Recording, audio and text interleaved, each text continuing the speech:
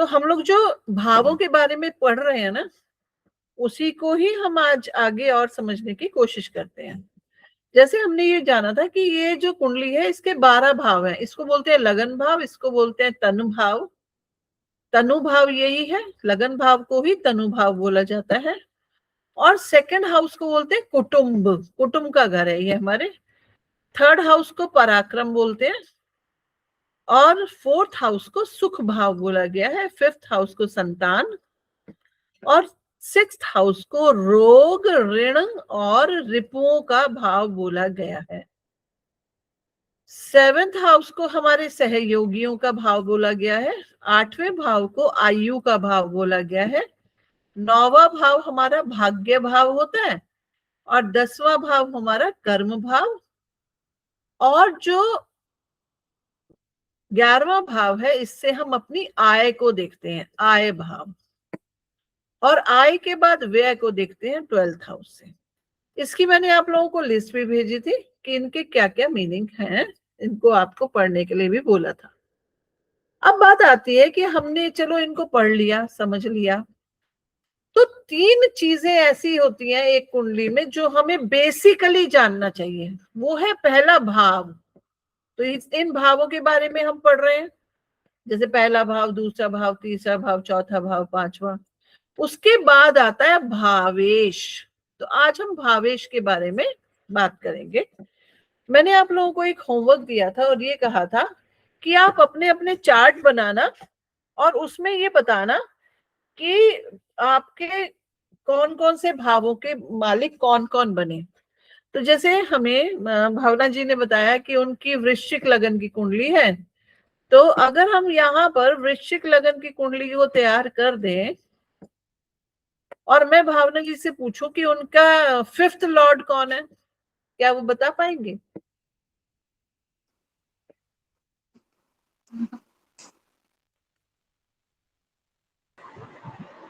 भावना, आपके 5th Lord कौन है? यस, बिल्कुल, गुरुदेव बृहस्पति यहाँ पर आपके 5th लॉर्ड है। अगर हम कहें कि आपके 11th लॉर्ड कौन है?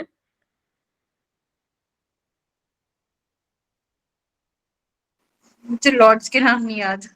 अच्छा, अच्छा, ये जो 6 नंबर लिखा है, तो इसमें ये कौन सी राशि होती है? इसको क्या बोलते हैं? कन्या राशि। यस, कन्या राशि। और कन्या राशि के स्वामी कौन होते हैं? बुध।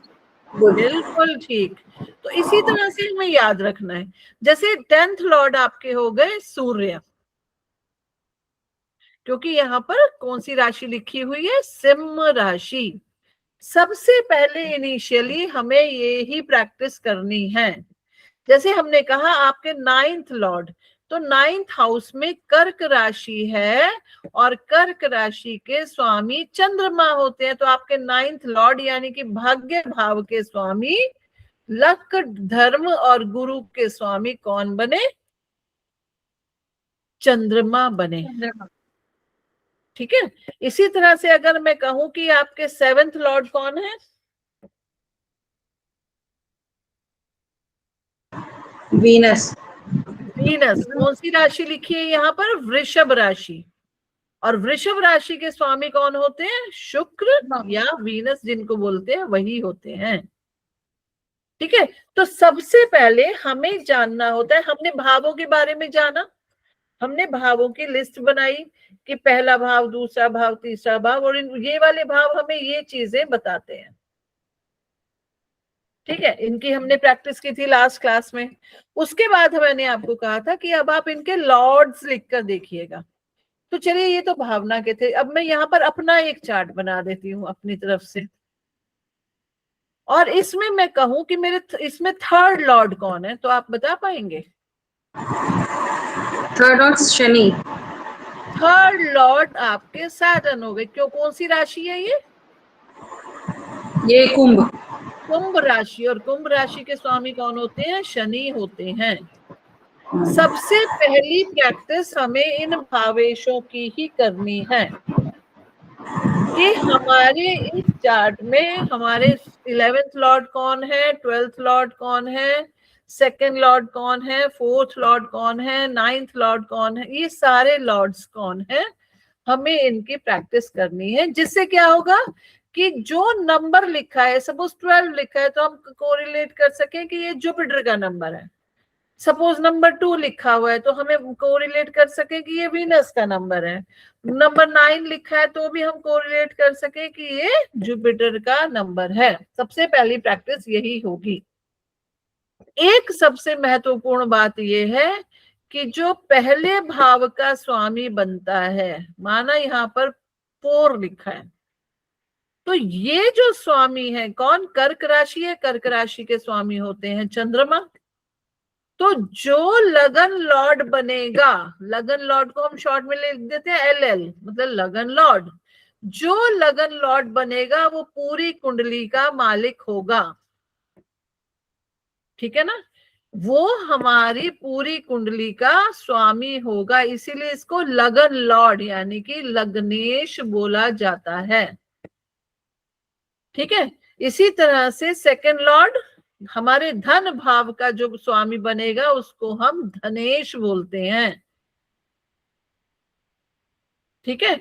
इसी तरह से सारे घरों के नाम जैसे जैसे होते हैं, जैसे इसका नाम होता है सुखेश, इसके लॉर्ड को कर्मेश बोल देते हैं, इसके लॉर्ड को भाग्येश बोल देते हैं, ठीक है। इसके धनेश बोल देते हैं, इसको व्ययेश बोल देते हैं। क्यों बोल देते हैं? क्योंकि ये व्यय करवाने का स्वामी है, ठीक है। तो हर भाव के यहाँ पर मैं आपको एक और लिस्ट आज प्रोवाइड करूंगी जिसमें और भी कारक तत्व लिखे गए हैं, क्योंकि केवल एक भाव से ये दो तीन बातें नहीं देखी जाती, बहुत सारी और भी देखी जाती हैं। जैसे प्रथम भाव से क्या क्या देखते हैं ये मैं आप लोगों को दूंगी, आप इसको जरूर जरूर जरूर पढ़ना, ठीक है। एक और चीज हम लोगों ने पढ़ी थी कि डायरेक्शन हमने जानी थी कि जो लगन की डायरेक्शन होती है वो होती है ईस्ट यानी कि पूर्व दिशा। इसके ठीक अपोजिट जो डायरेक्शन होती है वो होती है वेस्ट डायरेक्शन यानी कि पश्चिम दिशा। इसके बाद ये वाली डायरेक्शन दक्षिण दिशा कहलाती है और इधर की डायरेक्शन उत्तर दिशा होती है। इसी तरह से फिर हम इनको कर सकते हैं कि ये साउथ ईस्ट है, ये नॉर्थ ईस्ट है, ये नॉर्थ वेस्ट है और ये साउथ वेस्ट है, ठीक है। तो इन डायरेक्शंस को भी हमें समझना और जानना बहुत जरूरी है, ठीक है। अब हम इन्हीं भावेश, देखिए भावों के बारे में हमने काफी चीजें जान ली, भावेशों को पढ़ना सीख लिया, लेकिन इसके साथ साथ अब हम ये भावों में ही एक चीज और जानेंगे कि कौन से भाव शुभ हैं और कौन से भाव अशुभ हैं। इनको जानने से पहले मैं आपसे एक प्रश्न करना चाहती हूँ कि क्या आप लोग, हाँ जी भावना, आप कुछ पूछना चाहते हैं? पूछिए प्लीज। मैम एज कौन से उससे देखते हैं हाउस से, हमारा एज का या वो फैक्टर कहाँ से? आयु को हम देखते हैं 8th हाउस से, ठीक है। एक्चुअली क्या है, आयु और मृत्यु कि किसकी कब मृत्यु होगी उसको देखने के लिए हम 8th हाउस को ही यूज करते हैं, तो उसको आयु भाव भी बोल देते हैं और मारण भाव भी बोल देते हैं, मतलब मरण का भाव भी बोल। ये मैंने आपको लिस्ट प्रोवाइड की है, PDF दी गई है, आप उसमें भी बार बार रीडिंग कर सकते हैं जिससे आपको ये सारी बातें पता चले। हाँ जी, अब इसमें हम आज जानेंगे कि कौन से भाव शुभ हैं और कौन से भाव अशुभ हैं। वैसे तो देखिए पूरी कुंडली में सारे ही भाव शुभ होते हैं, वन और द अदर वे सारे भाव शुभ ही कहे गए हैं, लेकिन यहाँ पर ये बात आती है कि ऋषि पराशर जिन्होंने ये ज्योतिष का बताया, हम जो ज्योतिष फॉलो करते हैं वो ऋषि पराशर की ज्योतिष को फॉलो करते हैं। उन्होंने कहा कि जीवन में आध्यात्मिकता का होना बहुत जरूरी है, और जब वो आध्यात्मिकता की बात करते हैं तो वो लड़ाई झगड़े, कंपटीशन, पैसा, इन चीजों को बहुत अच्छा नहीं मानते, लेकिन आज के समय की तो ये जरूरत है अगर सोचा जाए तो, ठीक। तो आज के समय में अभी मैं जिन भावों को कहूंगी कि वो अशुभ हैं, तो वो उनके अंदर शुभता भी है, क्योंकि हम लोग कौन से प्राणी हैं? हम लोग कलयुगी प्राणी हैं, हमारे लिए वो बहुत जरूरी भाव भी होंगे। तो सबसे पहले हम जिन भावों के बारे में बात करेंगे वो है ये वाले भाव। कौन से? 1, 4, 7 एंड 10।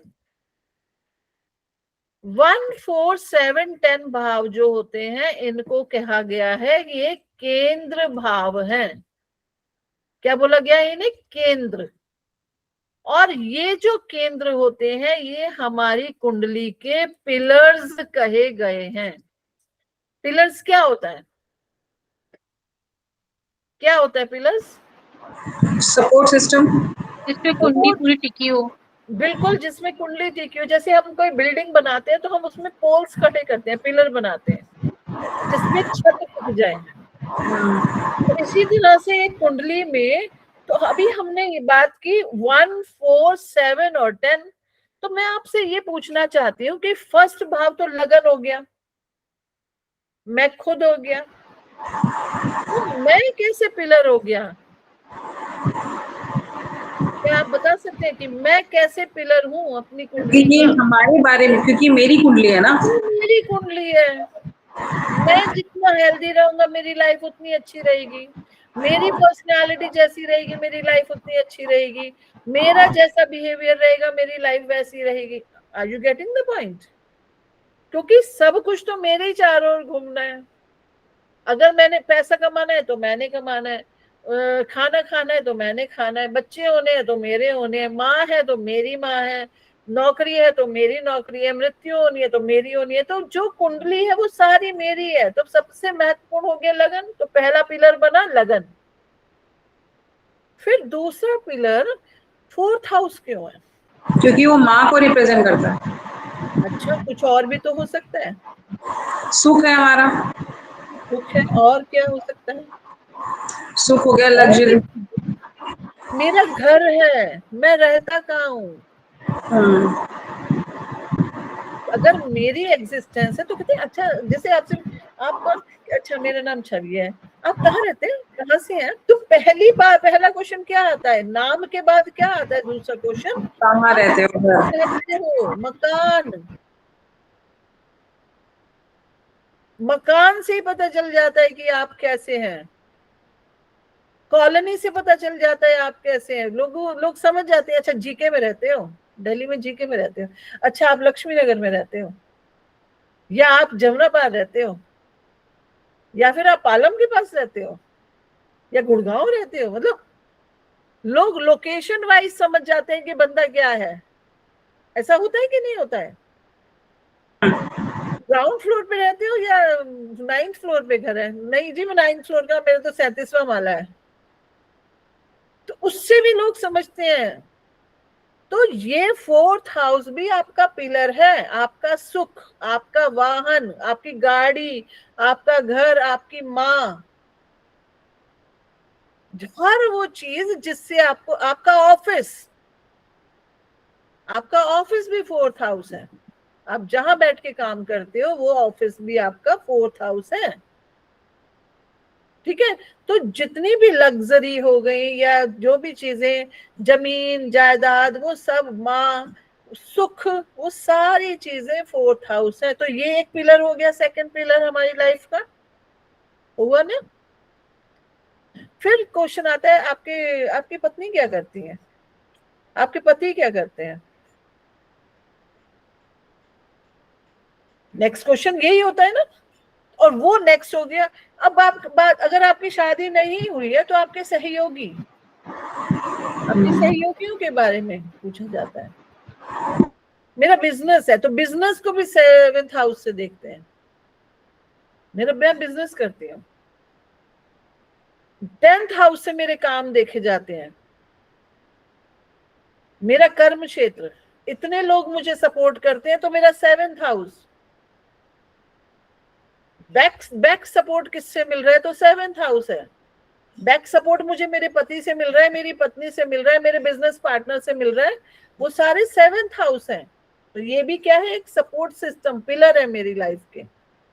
और मेरा काम, मैं अपने काम को ईमानदारी से करती हूँ या धोखा देकर करती हूँ दूसरे को, वो सब 10th हाउस आता है। मैं कितनी शिद्दत के साथ अपने काम को करती हूँ, ये सब 10th हाउस है। तो ये जो 4 भाव हैं, इनके ये जो कहलाते हैं, ये पिलर ऑफ लाइफ हैं, और ये सबसे शुभ भाव होते हैं, और शुभ होते भी हैं, और इन्हें शुभ रखना भी चाहिए। इनमें सबसे ज्यादा शुभता होनी चाहिए। ठीक है, अब बात आती है कि ये जो भाव है ये तो शुभ है, इसका मतलब ये हुआ जो भी ग्रह इनका लॉर्ड बनेगा, यानी कि भावेश बनेगा, वो शुभ ही होगा। इस बात को आप मतलब बिल्कुल दिमाग में फिट कर लीजिए। जो भी प्लैनेट इन 4 हाउसेस का लॉर्ड बनेगा वो शुभ होगा। क्या होगा? वो कुंडली में शुभता लाएगा। जैसे अगर हम हेमा जी के कुंडली की बात करें तो 12, 1, 2, 3, और यहाँ पर कौन सा नंबर आएगा? 6, और यहाँ आएगा 9। तो इनके जो लगन लॉर्ड हैं वो जुपिटर या गुरु, जिनको बोलेंगे हम, गुरु बृहस्पति। उसके बाद 4th लॉर्ड मरकरी, फिर आपके आ गए 7th लॉर्ड मरकरी, और फिर आपके 10th लॉर्ड आ गए कौन? जुपिटर।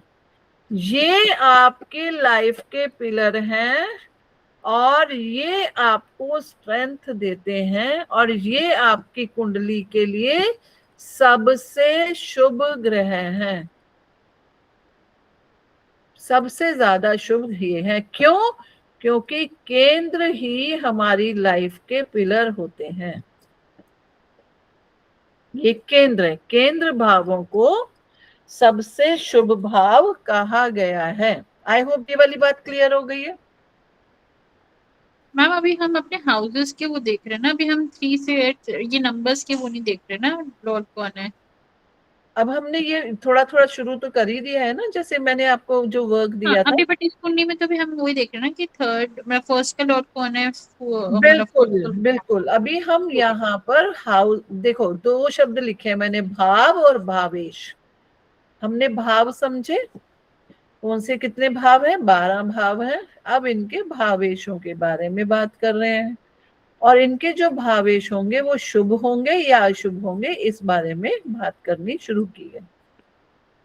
ठीक है, अभी हमने ग्रह नहीं बैठाए हैं, किसी भी ग्रह को बैठाया नहीं है कहीं भी। हमने कहीं भी ग्रह की बात ही नहीं की ना अभी तक, हमने बस लॉर्ड्स की बात की है अभी। Are you getting the point? जैसे अगर हम आपके ही चार्ट की बात करें तो 8, 9, 10, 11, 12, 1, 2, 3, 4, 5, 6, 7। तो आपके लगन लॉर्ड कौन बने? मार्स।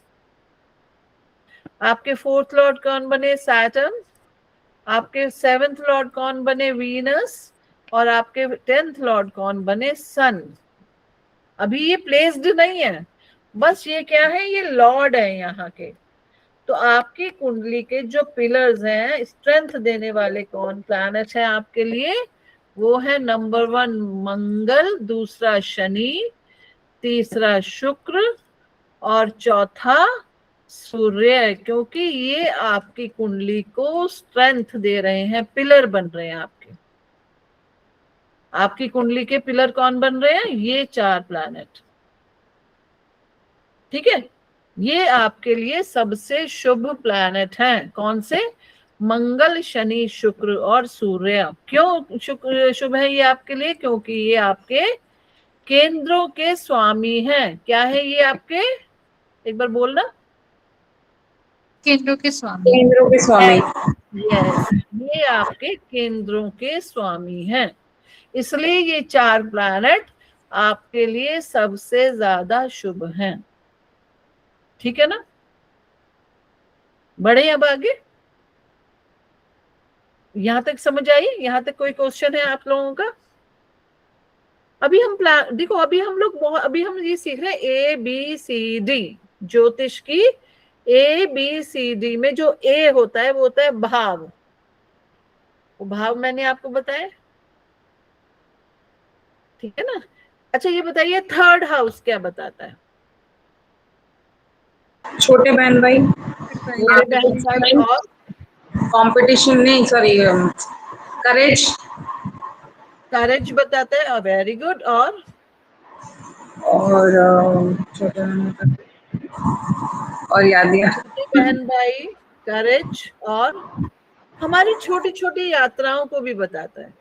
जैसे हाँ, आपको छुट्टी मिल गई 2 दिन की, आपने कहा चल हरिद्वार घुमाती हूँ या ऋषिकेश घुमाती हूँ, या चलो अपनी मम्मी के यहाँ चली जाती हूँ, या द्वारिकाधीश चली जाते हैं, या कहीं भी घूम आते हैं, पिकनिक कराते हैं, गोवा चले जाते हैं। तो विद इन द कंट्री जो हम लोग घूमते हैं, गुड इवनिंग मैम,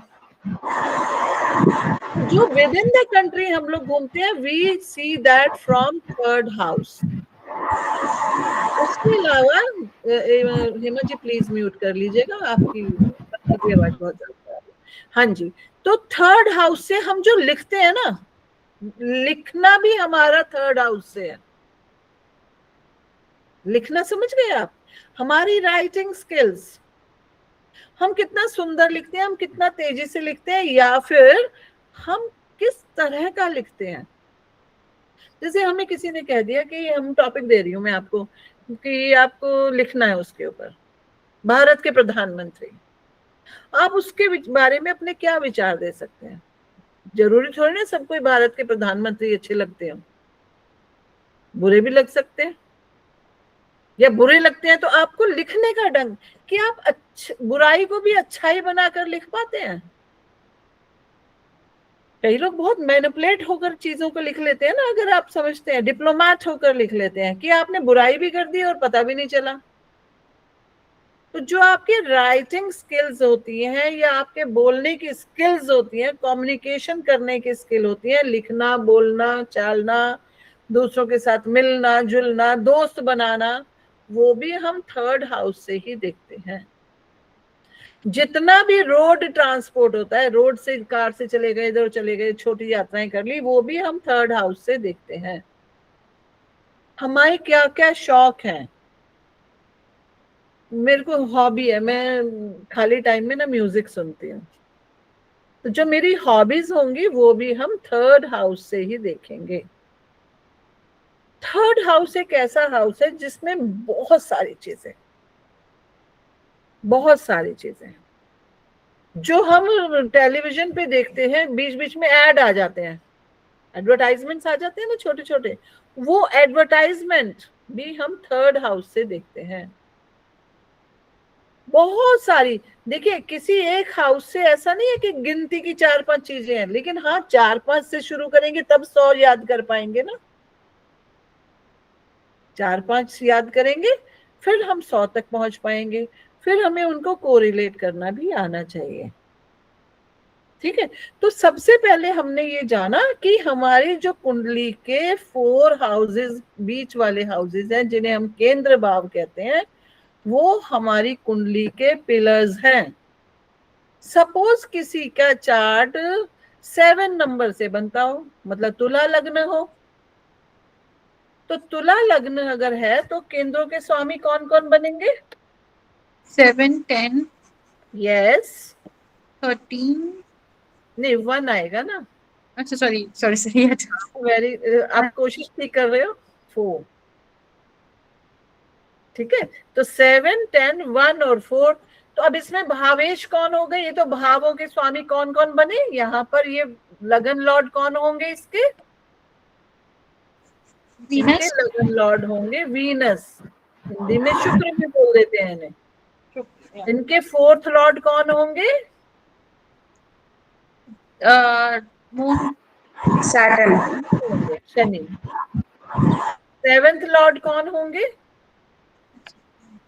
मंगल होंगे। मार्स। और 10th लॉर्ड कौन होंगे? ये चंद्रमा होंगे। तो इस पूरी कुंडली के लिए ये जो 4 प्लैनेट हैं, ये सबसे ज्यादा शुभ हैं। क्यों? केंद्रों के स्वामी हैं, क्योंकि ये, और केंद्र जो होते हैं वो सबसे शुभ भाव होते हैं, इसलिए इन भावों के भावेश सबसे शुभ हुए। आई होप ये वाली बात समझ आ गई है। अब बात आती है कि क्या इसके अलावा भी कुछ ऐसे भाव हैं जो शुभ होते हैं, बिल्कुल होते हैं। अब बात आती है त्रिकोण की। तो सबसे पहला त्रिकोण इसमें जो होता है वो ये वाला है। अब मैंने ऐसा ट्रायंगल तो बना दिया, त्रिकोण का मतलब तो होता ही ट्रायंगल है।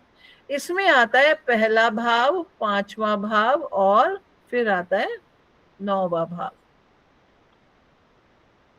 ये जो त्रिकोण है ये भी सबसे शुभ त्रिकोण होता है, सबसे शुभ। क्यों? देखिए, ये तो हम खुद हैं, लगन, ये हमारी संतान है और ये हमारा भाग्य है। ये एक ऐसा त्रिकोण है जिसके बिना हमारा वजूद ही नहीं है। देखिए, हम हो गए, हम कहां से? लगन से। और हमारी संतान पांचवे घर से। और फिर भाग्य, नौवें भाव को क्या बोला गया है? भाग्य भाव। ये जो त्रिकोण है ये भी सबसे शुभ भाव कहलाते हैं।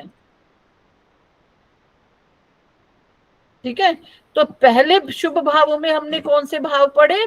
केंद्र भाव। और दूसरे कौन से पढ़े? हमने त्रिकोण। अगर हम कहें कि किसी का चार्ट 3 नंबर यहां पर है लगन में, तो इनके लग्नेश कौन है? मरकरी। मरकरी लग्नेश हो गए, यानी कि बुध जो बनेंगे वो लग्नेश हो गए, लगन लॉर्ड। एल एल लिख देने का मतलब हो गया लगन लॉर्ड। लगन लॉर्ड कौन बने? मरकरी, यानी कि बुध बने। बुध को मरकरी भी बोल देते हैं, बुध बोल देते हैं। अगर मैं कहूं कि इसके त्रिकोण में कौन कौन है, तो यहां कौन है? वीनस। बिल्कुल। और यहां पर तो अब दोनों बातों से ये निकल के आया कि हर कुंडली का केंद्र भाव यानी कि 1 4 7 10 भाव और साथ साथ त्रिकोण भाव शुभ भाव होते हैं। कौन कौन से भाव हो गए ये? एक तो हो गया आपका केंद्र भाव, और केंद्र भाव कौन से होते हैं? 1 4 7 10, जिनको कुंडली का पिलर भी बोला गया है। और साथ में त्रिकोण भाव, जो है 1 5 9, मतलब दोनों ही भाव यानी कि केंद्र भाव और त्रिकोण भाव कुंडली के सबसे शुभ भाव होते हैं। हमारी जो जिंदगी है वो इन्हीं के चारों ओर घूमती रहती है। किनके चारों ओर? हमारे पिलर्स के, या फिर हमारे संतान और भाग्य के चारों ओर घूमती रहती है। ठीक है, जब हम यहाँ पर 5th हाउस के बारे में पढ़ते हैं तो क्या यहाँ पे ये केवल संतान है? हमने लिखा तो यहाँ पे केवल 3 ही चीजें हैं, अगर ध्यान दें तो वही ना, धीरे धीरे एक एक स्टेप आगे बढ़ेंगे। तो यहाँ से देखिए, यहाँ पर हमारी शिक्षा भी है। अब हम उतनी शिक्षा ले पाते हैं जितनी हमारी इंटेलिजेंसी होती है। तो हमारी इंटेलिजेंस भी कहां पर होती है? 5th हाउस में। 5th हाउस में क्या होता है? इंटेलिजेंस। हम एजुकेशन उसी हिसाब से ले पाते ना। कोई कहते हैं अरे पढ़ता वढ़ता तो है नहीं, निपट मूर्ख है, यानी कि उसकी इंटेलिजेंसी कम है। बात आ गई ना। कोई बहुत इंटेलिजेंट, अरे ही इज ब्रिलियंट, बच्चा बहुत शार्प माइंडेड बच्चा है, यानी कि उसकी एजुकेशन अच्छी रहेगी, इंटेलिजेंसी बहुत ज्यादा है। इसी तरह की सारी बातें हम 5th हाउस से देखते हैं। इंटेलिजेंसी, क्रिएटिविटी, हम क्या प्रोड्यूस कर सकते हैं। हमें दे दी कोई कूड़ा करकट यानी कि कुछ कागज दे दी और हमने उसमें से कुछ बढ़िया चीज निकाल के बना दी।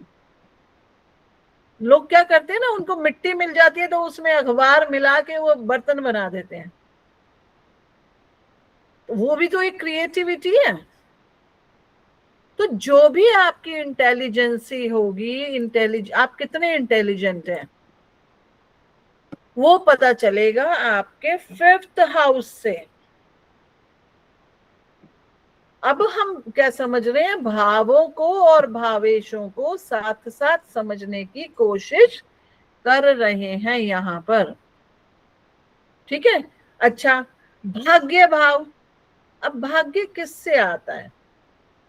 यहां जब हम देखते हैं तो भाग्य भाव 9th हाउस में लिखा है लक, धर्म और गुरु। जो भी हमारे मेंटोर होते हैं, हमें गाइड करने वाले होते हैं, वो हमें रास्ता दिखाते हैं, हमारे पथ दर्शक। हमें रास्ता दिखाने वालों को ले हमारे पिता भी होते हैं वो। तो वो कहां से हम देखते हैं? 9th हाउस से देखते हैं। और ये जो भाव हो गए, कौन कौन से भाव? एक हो गया 1, 4, 7 और 10 हाउस, और साथ में 1, 5, 9। ये बहुत इंपॉर्टेंट भाव है हमारी कुंडली के। अब आप यहां नोटिस करो कि 1 जो है वो तो रिपीट हो गया। इसका तो ये मतलब हो गया कि सारे भावों से ज्यादा इंपॉर्टेंट भाव मैं खुद हूं, यानी कि अपने भाग्य का निर्माता, अपनी इंटेलिजेंसी का निर्माता, और इन सभी पिलर्स को स्ट्रेंथ देने का वो काम मेरा खुद का है। यहां तक किसी को कोई बात समझना आई हो तो बताइए, ठीक है ना। अब हम क्या कर रहे हैं? भावों से भावेश और भाव भावेश। अभी हमने कोई ग्रह की बात नहीं किया। मैंने आप लोगों को एक होमवर्क दिया था और ये कहा था कि सन कहाँ बैठा है आपके कुंडली में, इसको चेक करना। तो बताइए कहाँ बैठे हैं? मैम मेरे तो 9th हाउस में बैठे हैं, 10th हाउस में, 1 2 3 4 5 6 ठीक 7 है, 9th हाउस में जुपिटर के साथ। 10th हाउस में बैठे हैं। चलिए आगे बढ़िए, आपके कहाँ बैठे हैं?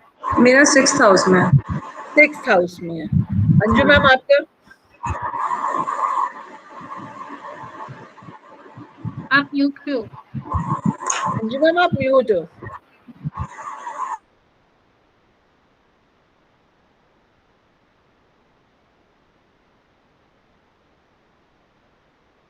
नहीं हो या अनम्यूट, अभी कोई बात नहीं।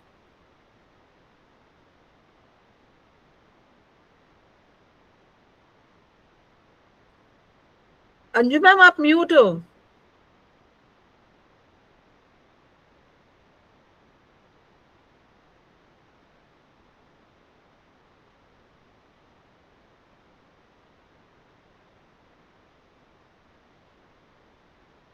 ग्यारहवें में, 11 में, 11। Very good. तो 11th हाउस में मैम के हैं।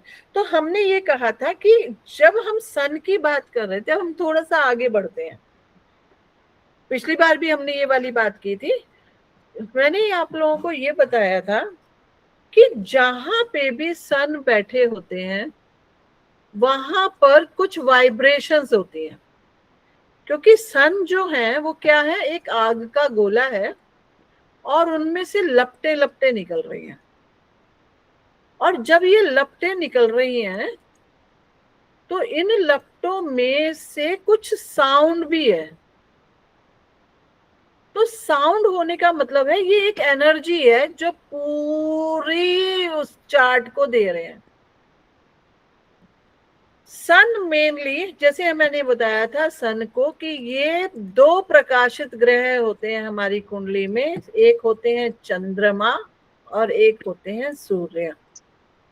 तो जिसमें फर्स्ट कैटेगरी सन की आती है और सेकंड कैटेगरी किसकी आती है? किसकी आती है? मून की आती है। ये बताया था ना, बताया था ना ये वाली बात। तो यहाँ देखिए, मैं ड्रॉ कर रही थी लेकिन स्क्रीन शेयर ना होने की वजह से आप लोगों को नहीं दिखा। तो सन क्या है? साउंड और एनर्जी है। कुछ आग की लपटें निकल रही हैं उसमें। अब आग की लपटें हम कह रहे हैं कि इसका मतलब क्या? वो उस हाउस को जला दे रहा है? नहीं, उस हाउस को एक्स्ट्रा एनर्जी दे रहा है वो।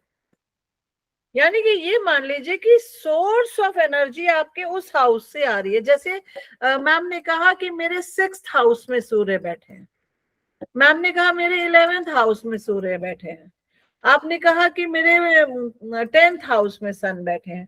तो मेन एनर्जी जो आ रही है वो वहां से आ रही है, क्योंकि सन किन किन चीजों के कारक हमने पढ़े थे। सबसे पहले डिसिप्लिन। सन क्या करता है? टाइमली सनराइज हो गया, मैं तो टाइम से आ गया हूं। उसके बाद सनसेट भी टाइम से हो गया, नून भी टाइम से हो जाता है। कोई ऐसा नहीं होता कि आज मैं सोया रह गया जी। कभी कभी बादल आ जाते हैं तो वो सन तो राइज हो ही चुका होता है। अब सन को जितना डिसिप्लिन करवाना है, जैसे कई बार क्या होता है, टीचर या पिता क्या करते हैं, कान खींच के, अच्छा बहुत आलसी हो रहा है, चल उठ। डिसिप्लिन खुद भी रहते हैं, दूसरे को भी करते रहते हैं। यानी कि जिस हाउस में आपका सन होगा, आप उस हाउस से रिलेटेड 100% डिसिप्लिन रहोगे। अब वो रहोगे कि नहीं रहोगे वो भी हम डिस्कस करेंगे कि हाँ है। ठीक है, तो यहां पे जब हमें बताया गया कि 6th हाउस में सन है, तो 6th हाउस होता किस चीज का है? किसका होता है? डिजीजेस, एनिमीज और सर्विस का। हिंदी में बोलते हैं रोग, ऋण और रिपुओं का, होता है ना। इसके अलावा हम अगर समझे कि 6th हाउस और किन किन चीजों का होता है, तो रोग, ऋण और रिपु के अलावा ये हमारी नौकरी भी है, ये हमारे पेट का स्थान भी है। जब हम दूसरे लोगों की सेवा करते हैं तो हम 6th हाउस से करते हैं। अब सेवा कैसे? कुछ लोग जाते हैं गुरुद्वारे जाते हैं, मैं तो गुरुद्वारे जाता हूँ, रोज सेवा करके आता हूँ। या फिर मैं सोशल सर्विस करता हूँ, समाज में कुछ मैंने ये जिम्मेदारी ले रखी है कि मैं चिड़ियों को खाना खिलाना है मेरे को, या फिर मैंने पेड़ लगाने हैं, वो मैंने सेवा करनी है, कुछ लोगों की सेवा करनी है, सर्विस देनी है। ठीक है, इसके अलावा अब देखो ऋण की बात आ गई। ऋण, ऋण क्या होता है? मतलब लोन लेना है मुझे, तो लोन लेने के लिए मैं कहाँ जाऊंगा? तो बैंक जाऊंगा। तो बैंक को भी हम 6th हाउस से देखते हैं।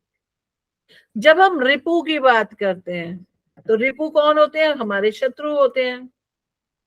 तो शत्रु होते हैं तो कभी कभी हम शत्रुओं से इतना ज्यादा झगड़ जाते हैं कि लड़ाई या फिर बहस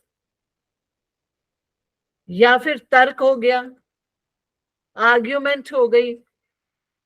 अब कई क्या होता है कि आर्ग्यूमेंट इतनी ज्यादा हो गई कि मुझे वकील की जरूरत पड़ रही है, अब मैं कोर्ट में जा रहा हूं।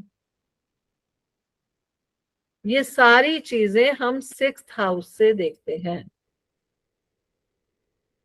ठीक है, अगर इसी तरह से अब हम देखें कि जहां पे भी सन बैठेगा वहां पर उन कारक तत्वों को वो एक्टिवेट करेगा। एक्टिवेट करने का मतलब उसमें वो डिसिप्लिन लाएगा, उसमें वो क्रूरता लाएगा, उसमें वो एनर्जी लाएगा। क्यों लाएगा? क्योंकि उसका काम है। तो आप लोग अपने अपने चार्ट में ये चेक करना कि कहां कहां पर आपके सन हैं और उन हाउसेस के क्या कारक तत्व हैं, कि क्या हम उसको कोरिलेट कर पाते हैं। ये चीज हम बाद में समझेंगे कि वो शुभ प्रभाव देगा या अशुभ देगा, अभी नहीं करेंगे वो। बस अभी हमें ये देखना है कि हमारा सन हमारे इस हाउस में बैठा हुआ है। ठीक है ना। तो हमने क्या सीखा? भाव सीखे। अभी सारे भाव नहीं सीखे, हमने क्या सीखा? केंद्र भाव और त्रिकोण। हमने ये सीखा कि डायरेक्शंस कौन कौन से हाउसेस से देखते हैं। डायरेक्शंस का याद है? ईस्ट डायरेक्शन लगन हो गया, लगन हो गए। वेस्ट डायरेक्शन 7th हाउस हो गया, तो अगर हम 10th हाउस की बात करें तो हेमा जी कौन सी डायरेक्शन होती है? South, south direction. ऐसी 4th हाउस की बात करें तो कौन सी डायरेक्शन होती है? नॉर्थ। नॉर्थ। जब हमें वैष्णो देवी जाना होता है तो हम नॉर्थ साइड पे जाते हैं ना देश के, नॉर्थ में जाते हैं ना वैष्णो देवी। याद आया? माता बैठी है वहां पे, माता देवी के दर्शन हिमालयाज में। ठीक है, तो हमें वैसे भी क्या होता है, सुख चाहिए होता है, यार चल थोड़े दिन पहाड़ों पे चलते हैं, पहाड़ों पे जाके सुख मिलता है। यानी कि नॉर्थ डायरेक्शन में जाके सुख मिल रहा है, कुछ शांति मिल रही है, वही हमारा सुख का स्थान भी है। कुंडली में सुख का स्थान वही है। ठीक है ना? एनीवे इन चीजों को भी हम धीरे धीरे आगे समझेंगे। अभी मैंने आप लोगों को केवल भाव और भावेश ही समझाने की कोशिश करनी है। आप लोग जितना होमवर्क करोगे उतनी जल्दी इस चीज को पकड़ पाओगे, क्योंकि मैं तो आपको कंटेंट देती जाऊंगी, लेकिन क्या होगा? मैम एक चीज पूछनी थी।